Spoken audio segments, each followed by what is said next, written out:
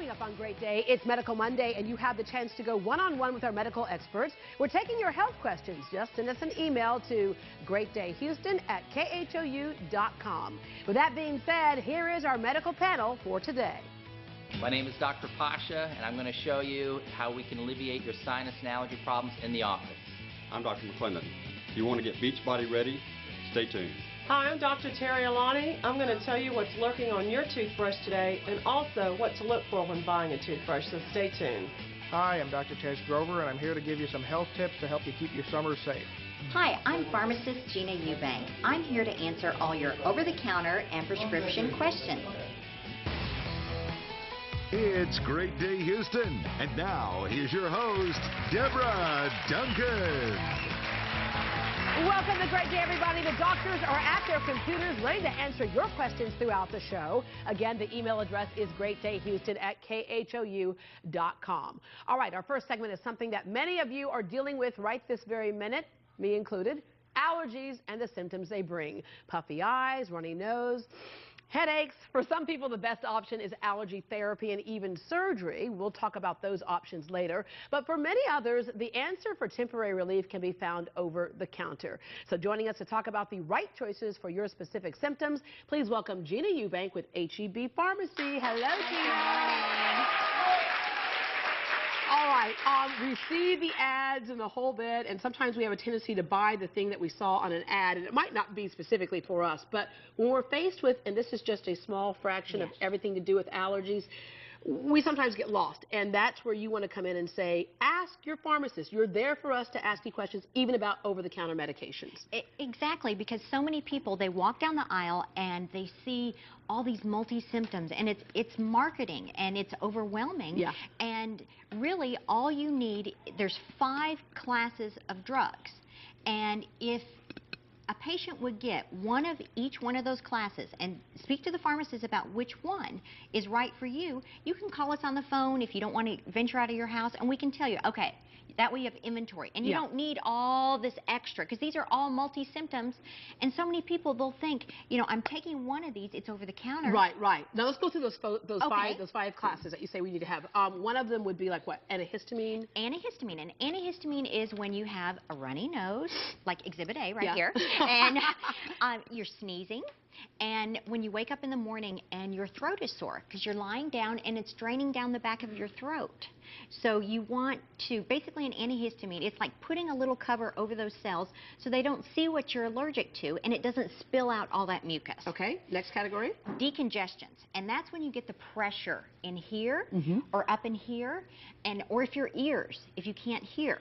And that will open it up. Now, with decongestants, you have to really be careful, because if you're on high blood pressure medications or heart medications or for depression, there's a ton. Speak to your pharmacist, because there's different options. Yeah, and it says that on the back of a lot of those boxes, but I have a feeling that a lot of us, we just want our symptoms to go away. We don't take time to read that. So again, talk to your pharmacist. Well, and a lot of people think, well, it doesn't apply to me because I'm on blood pressure medicine and my blood pressure is fine, so I can take whatever I want. And that's not it. So please ask us and we'll help you navigate that part. Okay, and a histamine, a decongestant. Expectorant. Yeah. This is when you've got that gurgly in your chest and you sound kind of wet when you cough.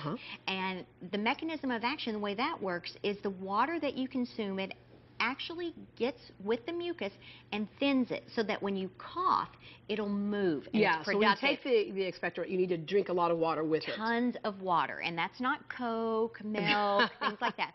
Water. Just plain old water. Milk and like orange juice, things like that can actually make your mucus worse. Especially milk. Milk stimulates mucus production, and so we'll have little ones, and I'll tell the mom, you know, please just try to put them on the no dairy wagon if at all possible, just for even 24 hours, just so the poor child doesn't have as much mucus. Yeah, and that expectorant can be important because that's where infections set in when the mucus gets too thick, and then it just becomes big problems. But if you can get that stuff out of there and clear it out, it helps. Exactly, because it's a breeding ground. That mucus is really thick, and if you've got it sitting there in your ears or your sinuses, then the infection, that the bacteria get in there and make more, and you've got a whole family living in there. I like how she goes, the bacteria gets in there. Try. Duke it out, right?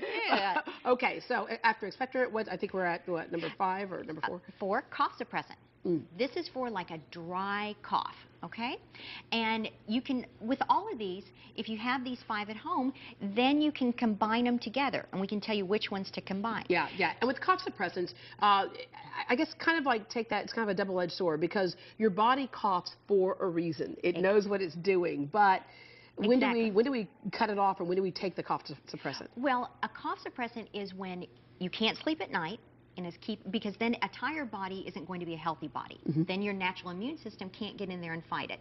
The other thing is, if it's a dry cough and you're not trying to be productive and get the mucus moving, you want to suppress that because it'll physically hurt. A lot of people say, I just hurt from coughing. Right. My diaphragm, my lungs, things like that. Yeah. So, and we can help you to decide when it's best to take a cough suppressant. Okay, and then the 5th one? Pain reliever. Oh, yeah. Okay? And which pain reliever, it also reduces fevers. We're talking about the Advil, the Tylenol, you know, that category there. Okay. There are several sins that we commit when we're doing this, and one of them we were about to touch on. One obviously is taking the wrong medicine, so we went through that. But the other is taking too much, because how many of you have done this? If you take one and your symptoms haven't gone away, you just take another. Right? Even though the box clearly says 1's good enough or 2, then you take 4. Right? We think more of a good thing is not always more of a good thing. Exactly. I have so many patients that they're like, well, it's over the counter. It's got to be safe. Yeah. You know, the FDA, they've tested it, and they know, like with Advil, everybody takes 3 or 4 of those. So, and you can end up in the emergency room. And especially with, you know, the Tylenols, the Advils, this one right here, Delsum, the cough suppressant, people do not realize, you know, they'll think, oh, I'll just chug this. And you can end up hallucinating, you know, heart racing. I mean, it's really, really bad. Yeah, and then, of course, the other thing that's really bad is when you start combining a lot of things. That one didn't work, so I'm not going to take more of that one. I'm going to take more of a next one. And then it just compounds. It's layers on an onion, and before you know it, I mean, your heart's racing, you're sweating, and you're calling, and I'm going, let me give you the poison line. We have a crisis here. Or 911, even worse.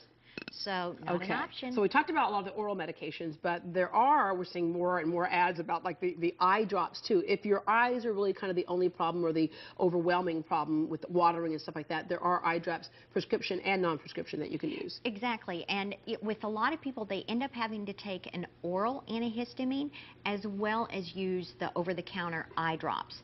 And it works similar to the oral antihistamine, that your eyes don't see what they're allergic to, and then it stops the running and the itching and all of that good stuff. But if that doesn't work, you know, if this is where you're living, folks, you need to go ahead and see a doctor. Because because the other point is, this is not the way you should do every day. These medications are basically for temporary use of maybe seasonal allergies. Seasonal, exactly. This is a seasonal issue. If you're there every day and this is your life, or you're constantly switching products and wondering, I mean, it's time to go to the doctor and get to the root cause of it. All right. For more information, log on to heb.com/pharmacy. And again, as Gina said, go ask. They're there to answer your questions, whether it's over the counter or prescription. Thank you. Thank you.